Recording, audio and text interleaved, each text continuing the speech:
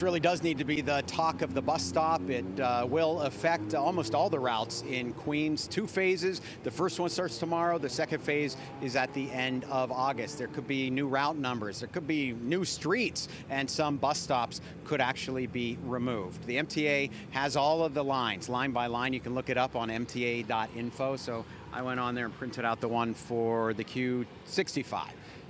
Between Flushing and Jamaica, so you can watch the line, you can see the route there, and then the dotted line shows the service that was discontinued and then will become part of another one. The goal here, you can see then, it is to connect it to speed up service between what is 2 subway lines there in Flushing and then down to Jamaica, the Jamaica Center there. That at least is the goal, to speed up service, to make better connections, to make it more reliable, to be able to count on it, to make it easier to understand. Queens has the largest bus route network, and it has not been redesigned in years. There has been a lot of growth, a lot of development, a lot of construction in the borough. The MTA held public workshops. They worked a draft up.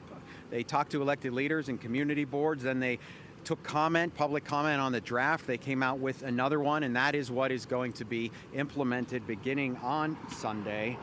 They say they're open to making changes as well. They're going to be watching this. It is something they did in the Bronx. They made a proposal. They added bus stops back in some cases.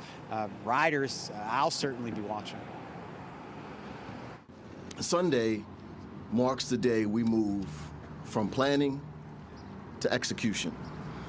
I want to offer a special shout out to our bus operators who are going to be making this new system a reality.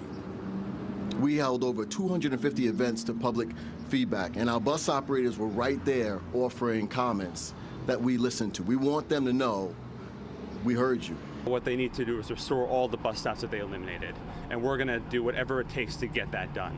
Second of all, they need to listen to the riders on the ground. The argument for consolidating the bus stops is the bus then doesn't have to make the stops, but people will have to walk farther.